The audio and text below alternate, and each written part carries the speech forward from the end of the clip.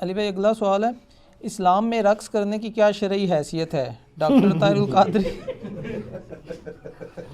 سوال تو پورا سنن دے۔ ڈاکٹر طاہر القادری صاحب تو نعت وغیرہ کے دوران رقص کرنے کو نہ صرف جائز قرار دیتے ہیں بلکہ ان کی موجودگی میں کئی بابوں کی رقص کی حالت میں جھومنے کی ویڈیوز بھی یوٹیوب پر موجود ہیں۔ اس حوالے سے ڈاکٹر صاحب جن احادیث کا ریفرنس دیتے ہیں ان کی اسنادی حیثیت کیا ہے؟ وہ بابوں والی ویڈیو ویسے آپ نے دیکھی ہوئی ہے؟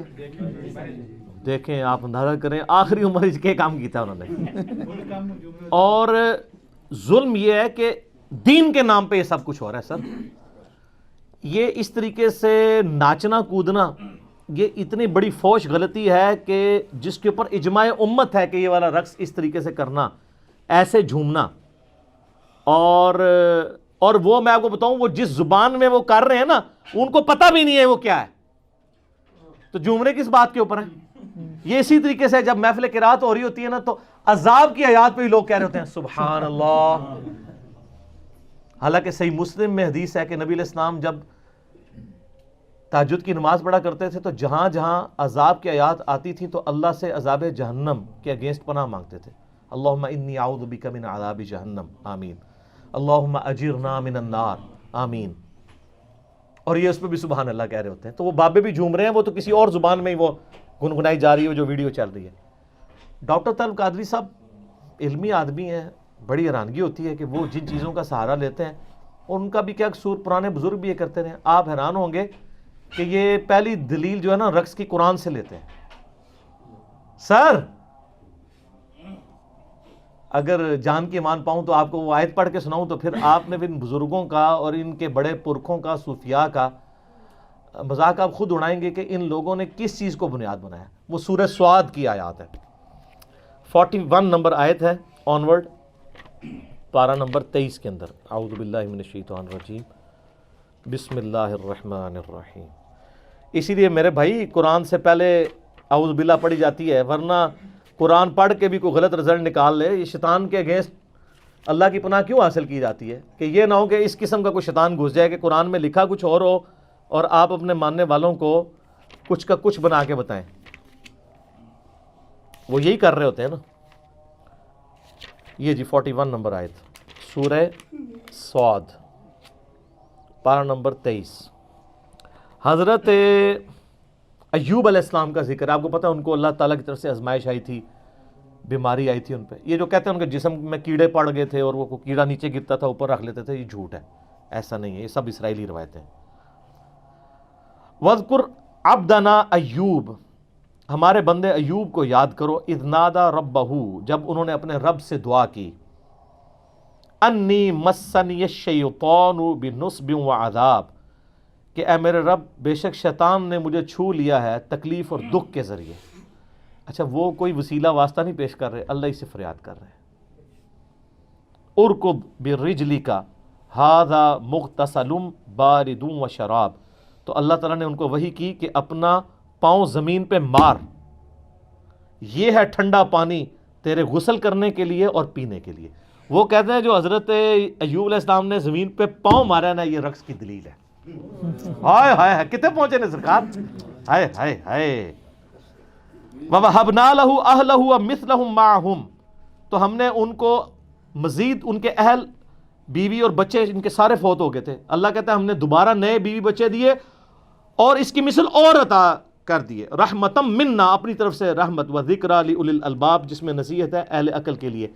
وہ کہتے ہیں جی اگر یہ پاؤں مار کے ناچنا حرام ہوتا تو قرآن میں یہ آتا، تو اس میں تو صرف پاؤں مارنے کا ذکر ہے، یہ تو نہیں کہ وہ پاؤں مارتے ہی جا رہے تھے۔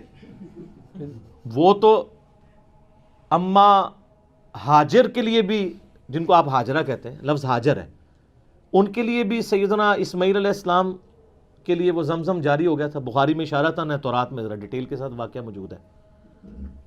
تو وہ تو پاؤں لگنے سے ہوا، تو یہ کہتے ہیں جی وہ یہ دلیل ہے، اس سے دلیل پکڑتے ہیں۔ اور اللہ کے فضل سے ہمارے جو پرانے مفسرین اور محدثین ہیں انہوں نے باقاعدہ صوفیاء کا ان آیات کے ساتھ کھلواڑ کرنے کا رد کیا۔ یہ کھلواڑ وہی ہے جس طرح کہ اہل تشیع نے کھلواڑ کیا ہے قرآن کے ساتھ۔ سورہ الذاریات کے اندر پارہ نمبر 27 کے سٹارٹ میں آتا ہے نا کہ ابراہیم علیہ السلام کو انسانی شکل میں آ کے فرشتے نے بشارت دی ان کی بیوی بھی وہاں کھڑی تھی، اس کو بشارت دی. سیدہ سارہ کی عمر آلموسٹ 80+ تھی اور وہ بوڑھی ہو چکی تھی، اس وقت تو اولاد بھی نہیں پیدا ہوتی، اور کہا کہ آپ کو ایک بچے کی بشارت دیتے ہیں حضرت اسحاق علیہ السلام کی. تو قرآن میں ہے فسکت وجہہا، تو انہوں نے اپنا چہرہ پیٹا اور کہا کہ میں تو بڑھیا اور بانجھ ہوں، میری اولاد ہوگی. ظاہر ہے 80 سال کی عورت اگر پریگننٹ ہو جائے تو کس کو منہ دکھائے گی. تو ایک ان کا ایبرپٹ تھا، وہ ایک ہی دفعہ انہوں نے چہرہ پیٹا حیرانگی کے ساتھ، تو کہتے ہیں اسے ماتم ثابت ہوتا ہے. تو شیعہ نے اس آیت سے جس طرح گھسیٹ کے ماتم ثابت کیا نا، سنیوں کے صوفیاء نے سورہ 7 کی آیت نمبر 41 سے رقص ثابت کیا. یہ بالکل جعلی باتیں ہیں، ان کو خوف خدا کرنا چاہیے. ان کو شرم بھی نہیں آتی کہ یہ کیا چیزیں لوگوں کے سامنے رکھ رہے ہیں. اس کے علاوہ بخاری مسلم میں کچھ احادیث ہیں جس کا غلط رزلٹ نکالا گیا. صحیح بخاری اور مسلم دونوں میں حدیث ہے کہ اما عائشہ کہتی ہیں کہ ایک دفعہ مسجد نبوی میں حبشی جو ہے وہ اپنے نیزوں اور تلواروں کے ساتھ اور ڈھالوں کے ساتھ جنگی پریکٹس کر رہے تھے، جنگی مشقیں. تو میں نے خواہش کا اظہار کیا، اللہ کے رسول صلی اللہ علیہ وآلہ وسلم میں یہ دیکھنا چاہتی ہوں. اور آپ فرماتی ہیں کہ تم نبی علیہ السلام کا اخلاق دیکھو کہ میں تو نوجوان لڑکی تھی. ایک نوجوان لڑکی جب اس طرح کا کوئی کھیل تماشا دیکھ رہی ہو تو وہ کتنی دیر کھڑے ہو کے دیکھ سکتی ہے، اس کا تو شوق ہوتا ہے نا. تو نبی علیہ السلام سامنے کھڑے ہو گئے، میں ان کے پیچھے کھڑی ہو گئی اور میں آپ علیہ السلام کے جسم مبارک سے یعنی اوٹ کر کے پردے میں وہ دیکھتی رہی جب تک کہ میں تھک ہی نہیں گئی. نبی علیہ السلام نہیں ہٹے. کیا شفقت تھی. اور پھر اما عائشہ کے الفاظ ہیں تم سوچ سکتے ہو کہ ایک نوجوان لڑکی کتنی دیر کھڑے ہو کے یہ دیکھ سکتی ہے. تو اس میں الفاظ ہیں کہ وہ جنگی مشقیں کر رہے تھے. تو ظاہر ہے جنگی مشقیں کرتے ہوئے بندہ جھومتا بھی ہے وہ سارا. تو اس حدیث سے وہ دلیل لیتے ہیں کہ وہ جھوم رہے تھے نا، تو اس سے رقص کا ثبوت ملتا ہے. حالانکہ جنگی ٹریننگ میں اس طریقے سے پریکٹس کرنا، وہ تو عام جم میں بھی آپ چلے جائیں یا کوئی ورزش لگانے کے لیے چلے جائیں، اس کو آپ اس طرح کا قرآن اور سنت کے نام کے اوپر ناچنا اور بابوں کو نچانا ممبروں کے اوپر.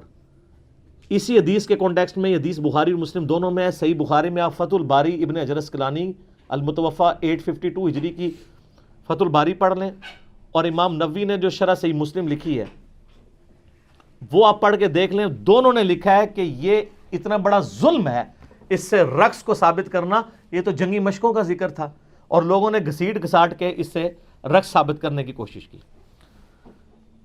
ایک اسی کو سپورٹیو حدیث جو ہے وہ مسند احمد میں ہے اور صحیح ابن حبان کے اندر ہے. اس میں یہ کہ حبشی جو ہے وہ اسی طریقے سے مسجد کے اندر جو ہے وہ جنگی پریکٹس کر رہے تھے اور ساتھ ساتھ وہ کچھ نعرے بھی لگا رہے تھے. تو نبی علیہ السلام کو وہ سمجھ نہیں آ رہی تھی. ہو سکتا ہے وہ اپنی لینگویج میں لگا رہے ہوں یا آپ تک آواز نہ جا رہی ہو. تو آپ نے صحابہ سے پوچھا یہ کیا کہہ رہے ہیں؟ تو انہوں نے کہا یہ کہہ رہے ہیں محمد عبد صالح، محمد اللہ کے نیک بندے ہیں. اور ساتھ ساتھ وہ اپنی تلواروں کی پریکٹس بھی کر رہے تھے، اس پریکٹس میں جھوم رہے تھے اور نبی علیہ السلام کا ذکر خیر کر رہے تھے. ٹھیک ہے. اور یہ صوفیاء جو ہے یہ جہاد سے چڑ، ان کو جہاد کی پریکٹس انہوں نے کہاں سے کرنی ہے؟ تو ان لوگوں کا کیا لینا دینا ہے کہ جہاد کی جنگی مشقوں کے دوران نبی علیہ السلام کا مبارک نام لیتے ہوئے، وہ تو ٹھیک ہے آج بھی اگر کوئی گن چلاتے ہوئے نبی علیہ السلام کا مبارک نام لیتا ہے، آپ علیہ السلام سے اپنی محبت کا اظہار کرتا ہے، ایون لبیک کا یا رسول اللہ بھی کہتا ہے، یا رسول اللہ میں آپ کے لیے اپنی جان دینے کے لیے حاضر ہوں. حاضر و ناظر کا عقیدہ نہ رکھے، یہ نہ عقیدہ رکھے کہ آپ وہاں موجود ہیں یا آپ علیہ السلام سن رہے ہیں، بلکہ ایک اپنی محبت کا اظہار کرے. تو میرے تو اس کے اوپر کلپ ریکارڈڈ موجود ہے، آپ کریں جتنے مرضی نعرے لگائیں، کوئی ہمیں نہیں اختلاف. لیکن آپ اس کو بنیاد بنا کے یہ کہنا کہ جی وہ صحابہ کرام جو رقص کرتے تھے تو وہ اس طرح کی پریکٹس ابھی بھی آپ ایسے عرب ملکوں میں جائیں نا تو ان عربیوں کی جو جنگی مشقیں ہو رہی ہوتی ہیں نا، وہ ویسے آج تک تلوار ہی پکڑی ہوئی ہے، ان کو پتہ ہی نہیں ہے کہ اب تو جدید اسلحہ آ چکا ہے، تو ان کی اب ٹریڈیشن بن چکی ہوئی ہے. تو اس طریقے سے اگر کوئی جھومتے ہوئے کر لیتا ہے تو ہم اس کے اوپر کوئی شرعی فتویٰ نہیں لگاتے. نام یہ کہتے ہیں کہ اس طرح کا کوئی رقص کرنا وہ حرام ہے. ہم جس رقص کی بات کر رہے ہیں وہ یہ ہے جو یہ اس طریقے سے کر رہے ہیں، نہ کوئی سمجھ ہے، نہ کوئی بات ہے، نہ کوئی مقصد ہے. ٹھیک ہے. سائیڈ بائی سائیڈ ایک چیز چل رہی ہے، علیحدہ بات ہے. اور بڈھے ویلے 60 سال کے بابے وہ جس طرح جھوم رہے ہوتے ہیں، خدا نہ خواستہ کسی کو چکر آ جائے اور اوپر سے آ کے نیچے گر جائے اور شہادت کے مرتبے میں فائز ہو جائیں, پچھلے اس کو روتے ہی رہیں. تو یہ تھوڑا دیکھنا چاہیے. اور وہ پھر جب وہ میوزک وہ اتنا تیز ہوا ہے, وہ بابے اور تیز ہو گئے اس میں, آپ دیکھیں نا ویڈیو میں, تو ڈاکٹر صاحب خود بھی پریشان ہو گئے سر کہ میرے متے ہی نہ لگ جائیں. ان کے آپ چہرے کے ایکسپریشن دیکھیں, وہ فوراً سیریس ہو گئے تھے کیونکہ وہ بہت تیز گھومنا شروع ہو گئے تھے. تو تیز گھومنے والا مطلب بندہ کسی وقت گر سکتا ہے. اس طرح کی چیزوں پہ ذرا دیکھنا چاہیے کہ قرآن و سنت میں کیا دلائل موجود ہیں, اس کو دیکھ کے چلنا چاہیے. اچھا, ایک بخاری مسلم میں ایک اور حدیث بھی ہے کہ عید کے موقع پہ کچھ حبشی اسی طریقے سے جنگی پریکٹس کر رہے تھے اور وہ جھوم رہے تھے.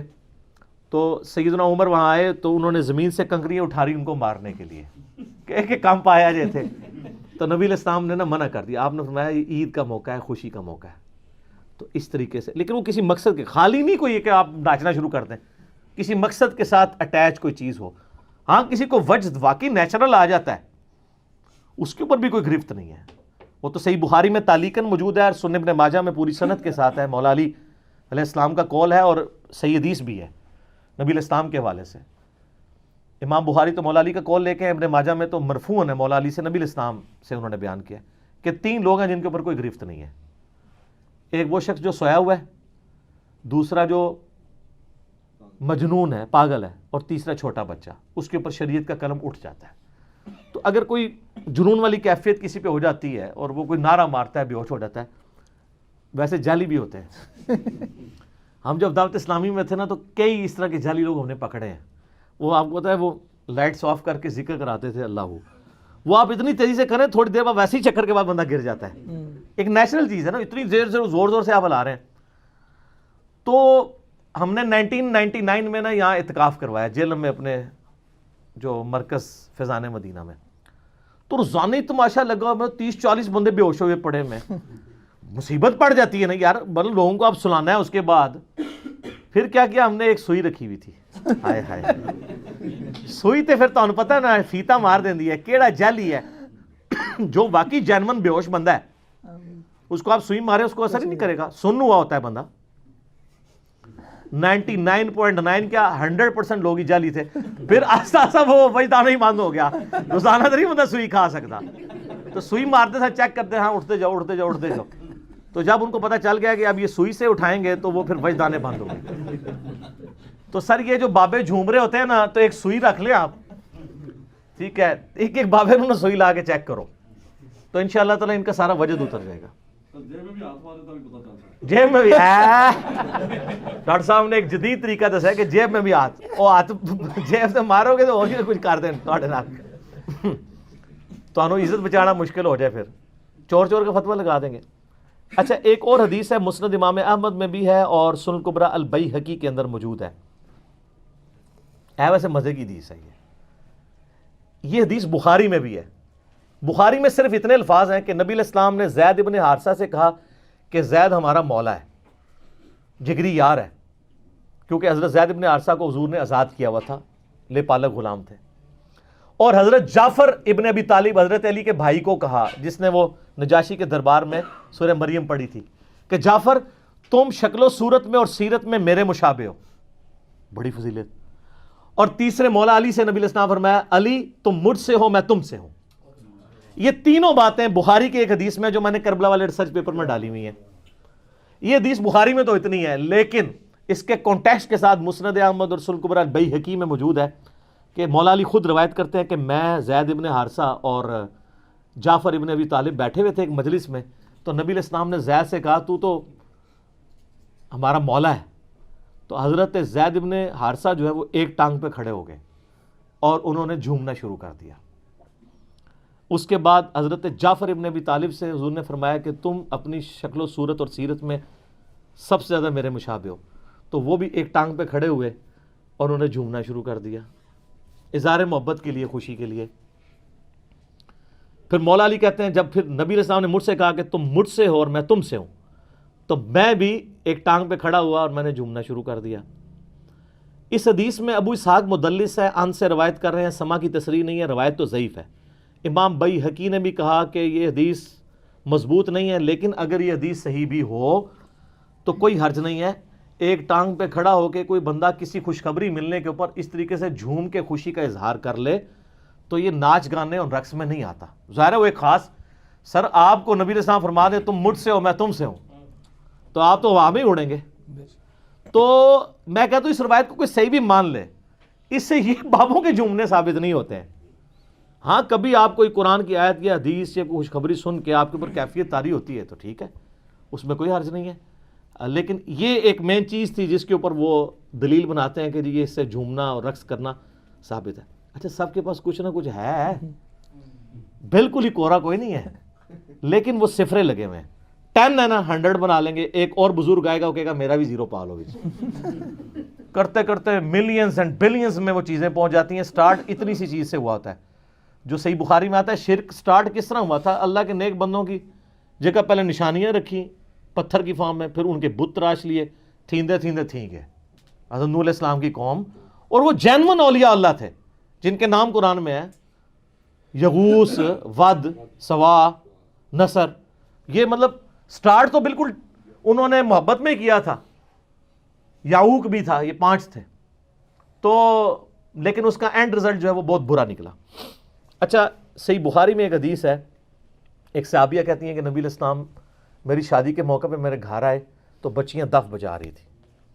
یہ مولوی بھی تھوڑے زیادہ ہی ہیضے کا شکار ہو جاتے ہیں. شادی کے موقع پہ دف یا بچیوں کے گانے گانا یہ کوئی مسئلہ نہیں ہے. تو بخاری کے الفاظ ہیں کہ بچیاں دف بجا رہی تھیں اور غزوہ احد اور بدر کے شہداء جو میرے آباء و اجداد میں سے تھے ان کو خراج تحسین پیش کر رہی تھی, ان کی بہادری کے ترانے, ملی ترانے, نغمے. ٹھیک ہے, نبی علیہ السلام آئے تو انہوں نے کہنا شروع کر دیا ہم میں وہ شخصیت آئی ہیں جو مستقبل کا حال بھی جانتی ہیں. تو نبی علیہ السلام فرمایا یہ نہ کہو. بات ٹھیک تھی, اللہ کے بتائے سے جانتے ہیں, خود سے نہیں. لیکن نبی علیہ السلام نے اس کا ذکر کرنا وہاں مناسب نہیں سمجھا جا رہا ہے. موقع تھا خوشی کا, وہاں پہ آپ اس طرح کی ایکٹیویٹی نہ کریں. جس طرح کئی لوگ شادی بیاہ کے موقع پہ زبردستی 3 گھنٹے کا بیان شروع کر دیتے ہیں وہاں پہ. وہ بندے کو مصیبت پڑ جاتی ہے, یار دلہن لے کے جانی ہے, وہاں سے ٹائم بھی ختم ہو رہا ہے. ٹھیک ہے, لمبی لمبی تقریریں شروع کر دیتے ہیں. اچھا ہوا یہ کہ نبی علیہ السلام نے پھر ان کو منع کر دیا. یہ حدیث اس چیز کا ثبوت ہے کہ دف وغیرہ ہو سکتا ہے. اس طریقے سے صحیح بخاری میں ایک حدیث ہے, اما عائشہ کو نبی علیہ السلام نے فرمایا کہ تم نے وہ شادی کے موقع پہ گانے والی, اشعار پڑھنے والی, وہ دف کیوں نہیں بھیجا؟ انصار کے لوگ تو اس کو پسند کرتے ہیں. تو شادی بیاہ اور خوشی اور عید کے موقع کے اوپر آپ اگر دف بجائیں, کوئی شرکی الفاظ نہ ہو, مرد و عورت کا اختلاط نہ ہو, مرد مردوں میں, عورتیں عورتوں میں بیٹھ کے گیت گائیں, اور اس کے بعد اس میں لائٹ سا کوئی میوزک ہو, اس میں کوئی اس طرح کا مسئلہ نہیں ہے. لیکن یہ جو انڈین گانے اور یہ جو فضول قسم کی شاعری ہے جو یعنی نیگیٹو کی طرف مائل کرتی ہے, اس کی بات نہیں کر رہا. وہ والی نہ ہو تو بالکل جائز ہے, اس میں یعنی کوئی حرج نہیں. حتیٰ کہ سنن ابن ماجہ میں ایک حدیث ہے, اور یہ حدیث ترمذی اور نسائی میں بھی ہے. نبی علیہ السلام نے فرمایا حلال اور حرام نکاح میں فرق ہی دف کا ہے. یعنی جس کے نکاح کے موقع پر اعلانیہ دف بجایا جائے وہ حلال نکاح ہے, اور جو چھپ چھپا کے نکاح کیا جائے وہ حرام نکاح ہے. اچھا یہ حدیثیں کتابوں میں نے دریافت کی ہیں, یہ آپ کو آج تک کسی نے بتائی تھی؟ کتنا ظلم ہے. یہ بالکل ون سائیڈڈ چل رہے تھے. حلال اور حرام نکاح کا فرق کہ اعلانیہ خوشی کا اظہار کرنا. ایک بڑی مزے کی حدیث ہے سنن نسائی کے اندر, آپ کو یہ ساری حدیثیں نا مشکات کی دوسری جلد میں نا اعلان نکاح اور اس کے والے چیپٹر میں نا کتاب النکاح چیپٹر میں مل جائے گا. سنن نسائی میں ایک حدیث ہے, بڑی فنی حدیث ہے اس حوالے سے. عامر بن سعد ابن ابی وقاص کہتے ہیں کہ میں ایک ایسی مجلس میں گیا جہاں پہ شادی ہو رہی تھی. یہ عامر بن سعد ابن ابی وقاص وہی ہیں جنہوں نے حضرت سعد ابن ابی وقاص کا یہ وہ بیٹا ہے جس نے وہ حدیث بیان کی تھی, علی کی میرے ساتھ وہی نسبت ہے جو ہارون کی موسیٰ کے ساتھ, مگر میرے بعد کوئی نبی نہیں. عامر بن سعد کہتے ہیں میں نے وہاں دیکھا کہ غزوہ بدر اور احد کے غازی سینئر صحابہ بیٹھے ہوئے ہیں, اور شادی کا موقع ہے, اور بچیاں جو ہیں وہ گا رہی ہیں اور دف بجایا جا رہا ہے. تو میرا اترا نکل گیا. تو سنن نسائی کے الفاظ ہیں, انہوں نے کہا اوے بدر اور احد کے غازیوں اور سینئر صحابہ یہ کیا کر رہے ہو تم لوگ؟ یعنی آج مارے کہ بڈھے ویلے کیڑا کام چکیا تسی. تو اب ابھی سینئر صحابہ تھے, انہوں نے کہا عامر بات یہ ہے کہ نبی علیہ السلام نے ہمیں اجازت دی ہے شادی بیاہ کے موقع پر, عید کے موقع پر اس طرح کی مجلس کرنے کی. اگر تمہیں یہ مجلس پسند نہیں ہے تو تمہیں اجازت ہے, تم جا سکتے ہو, لیکن ہمیں نہ روکو. جس طرح سیدنا عمر کو نبی اسلام نے روک دیا تھا. تو یہ بالکل ایک طرف ون سائیڈڈ چیز نہیں ہے. امام ابن حزم کو جانتے ہیں, المتوفی 456 ہجری, جو اہل حدیث تو بہت بڑا ان کو امام مانتے ہیں, باقی لوگ المحلہ کتاب ہے, غامدی صاحب نے وہ پیچھے سجائی ہوتی ہے کتاب, وہ اس دور کے غامدی تھے, تھنک آؤٹ آف باکس کرنے والے. خیر وہ بہت ہی پھر باہر نکل کے انہوں نے تو آلات موسیقی کو نہ صرف حلال بلکہ اس کے کاروبار کو بھی حلال قرار دیا. لیکن یہ جو اس وقت آلات موسیقی نے جو پاپ میوزک اور جس طریقے سے یہ یعنی ایک چیز شکل اختیار کر لی ہے, ایک بالکل ایکسٹریم رویہ ہے. لہٰذا میوزک والا معاملہ جو ہے نا وہ اتنا سٹرکٹ نہیں ہے جتنا بنا دیا ہوا ہے. کچھ میوزک تو آپ سب کر رہے ہیں. صحیح بخاری میں حدیث ہے کہ جو غنا سے قرآن نہ پڑھے وہ ہم میں سے نہیں ہے. جو قرآن کو ترنم سے نہ پڑھے. کیسے ترنم سے؟ عرب کے تکاری پڑھتے ہیں. تو جو ماؤتھ ساؤنڈز ہیں اس کو تو سارے حلال سمجھتے ہیں نا, چاہے وہ گنگنایا بھی جائے بغیر میوزک کے. تو یہ بھی ایک اللہ کی طرف سے ایک شعبہ ہے, اس کا کیٹاگوریکل ڈینائی نہیں ہے. مثلا کسی نعت کو میوزک کے ساتھ, کوئی بہت ہیوی ڈیوٹی میوزک کے ساتھ پڑھا جا رہا ہے, وہ تو علیحدہ بات. تف کے ساتھ یہ چھوٹے موٹے, جس طرح جنید جمشید صاحب نے ایک انٹروڈیوس کرایا, اس میں کوئی حرج نہیں ہے, اس کو آپ چھوڑ دیں. میں آپ کے سامنے اگر یہ کوئی بھی ایک کوئی نعت ہے اس کو پڑھنا, تو اگر اس کو گنگناؤں, مثلا وہ جنید جمشید صاحب کی وہ نعت ہے نا, محمد کا روزہ قریب آ رہا ہے, اس کو اگر میں گنگناؤں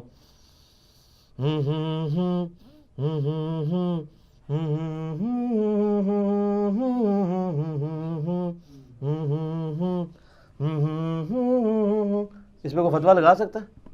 منہ کی آواز ہے. ابھی تو کئی ماؤتھ ساؤنڈز آئی ہیں جو بڑی ٹریجک ماؤتھ ساؤنڈز ہیں, ہم نے بھی ایک دو کلپس کے پیچھے لگائی تھی. لوگ فتوے لگاتے ہیں تو تھوڑے ڈیلے ہو جائیں اس مسئلے میں. عمر سیریز کے اوپر آپ دیکھیں جو انہوں نے کام کیا ہے قطر والوں نے,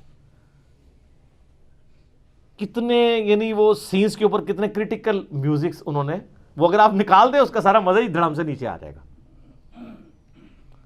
تو میوزک کے معاملے میں یہ کوئی ترغیب آپ کو فضائل نہیں میوزک کا سنا رہا, میں بتا رہا ہوں کہ اتنے سخت رویہ اختیار نہ کریں. باقی اکثر جتنی حدیثیں پیش کی جاتی ہیں سب کی سب یہ آلموسٹ جعلی ہیں. ایک دو روایتیں ہیں ان کی بھی تعویل ممکن ہے, لیکن میں نہیں کرتا. اس کے لیے آپ غامدی صاحب کو سن لیں, ٹھیک ہے. میں کروں گا میرے کلپ کاٹ کے لوگ کہیں گے یہ جی لوگوں کو کہہ رہے ہیں انڈین گانے سن. میں کب کہوں گا کہ انڈین گانے سنیں آپ؟ میں تو پاکستانی قوالیوں کے بھی خلاف ہوں, شرکیہ قوالیاں اور عجیب, وہ کو تمیز ہے. ایک زمانہ تھا کہ قاری وحید ظفر قاسمی جیسے ڈیسنٹ لوگ نعتیں پڑھا کرتے تھے, اور اب کس قسم کے ڈسکو قسم کے نعت خان آ گئے ہیں, ان کے تو کپڑے ہی مان نہیں ہیں. سننا کیا ہے بندے نے, اور کرتے کرتے تھیندے تھیندے کہاں تک تھی گئے. اس لیے ہم اپنے اس پلیٹ فارم سے ایک تو شرک سے پاک نعتوں کا سلسلہ, دوسرا ڈیسنٹ شاعری والا سلسلہ, اور اس میں سب کی نعتیں آپ دیکھیں گے. میں نے پہلے بھی اعلیٰ حضرت کی کئی نعتیں پڑھوائی, اب بھی ہم اعلیٰ حضرت کی کئی نعتیں ہیں جو شاہکار ہیں. میں کہتا ہوں نبی علیہ السلام سے محبت کا جو اظہار کیا ہے کمال کر دیا.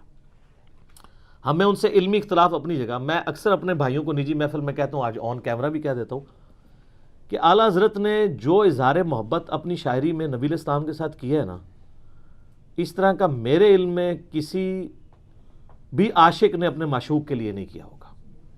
جو انہوں نے اظہار کر دیا, جو تمثیلیں انہوں نے بیان کی ہیں. چلیں انشاءاللہ کبھی موقع ملا تو میں اعلیٰ حضرت کی شاعری کے اوپر نہ صرف آپ کو الفاظ کے چناؤ کے اوپر, اور جس طریقے سے انہوں نے فٹ ان کر کے جو نبی علیہ السلام سے محبت کا اظہار. میں نے ایک نعت پڑھی بھی, آپ جا کے یوٹیوب پہ دیکھ لیں. قیامت کے دن کا نقشہ کھینچا انہوں نے, پیش حق مجدہ شفاعت کا سناتے جائیں گے, آپ روتے جائیں گے ہم کو ہنساتے جائیں گے. ہاں چلو حسرت زدو سنتے ہیں کہ وہ دن آج ہے, تھی خبر جس کی کہ وہ اپنے جلوے دکھاتے جائیں گے. کیا کمال ہے جناب. وہ کہتے ہیں قیامت والے دن تو ہمارا اس اعتبار سے عید کا دن ہے کہ ہم رسول اللہ کی زیارت کریں گے, جس کے لیے ہمیں ہمارے پیروں نے جھوٹے وظیفے بھی سکھائے تھے. اینی دفعہ درود پڑھ لو, اینی دفعہ کر لو. تو یعنی یہ میں کہہ رہا ہوں, یہ انہوں نے نہیں کہا. تو کمال جناب وہ نعت ہے. اور میں نے اس نعت کے ایک ایک شعر کے اوپر بخاری مسلم سے حدیثیں پیش کر کے اس کی ریکارڈنگ کروائی ہے. یوٹیوب پہ آپ لکھیں پیش حق مجدہ شفاعت کا سناتے جائیں گے. تو انشاءاللہ میں نے شعیب کو کہا ہے کہ وہ تیار کرے گا, تو اس سے بھی پڑھوائیں گے انشاءاللہ تعالی. تو لیکن اس کے لیے آپ کو تھوڑا شاعری کا ذوق، اردو لنگوسٹک بھی آنی چاہیے، پھر آپ کو مزہ آئے گا کہ وہ بات کہاں سے اٹھا کے کہاں لے کے جا رہے ہیں، پھر آپ جھوم اٹھیں گے. کمال. میں تو ابھی بھی یعنی کئی بار اعلیٰ حضرت کی نعتوں کے ایک آدھ شعر بھی سنتا ہوں، میرے پہ وجد طاری ہو جاتا ہے. وہ سوئی والا وجد نہیں یعنی سوز و گداز کی کیفیت طاری ہو جاتی ہے کہ کیا کمال ہے یار، کہاں سے شعر کہہ دیا یار، کہاں پہ پہنچا دیا، ایک بار بندے کو ہلا کے رکھ دیا. ٹھیک ہو گیا جی. ٹھیک ہے جی. اللہ تعالیٰ سے دعا ہے جو حق بات میں نے کہی اللہ تعالیٰ ہمارے دلوں میں راسخ فرمائے. اگر جذبات میں میرے منہ سے کوئی غلط بات نکل گئی اللہ تعالیٰ ہمارے دلوں سے معاف کر دے. آمین. ہمیں کتاب و سنت کی تعلیمات پر عمل کر کے دوسرے بھائیوں تک پہنچانے کی توفیق عطا فرمائے. سبحانک اللہم و بحمدک اشہد ان لا الہ الا انت استغفرک و اتوب الیک وما علینا الا البلاغ المبین. جزاکم اللہ خیرا.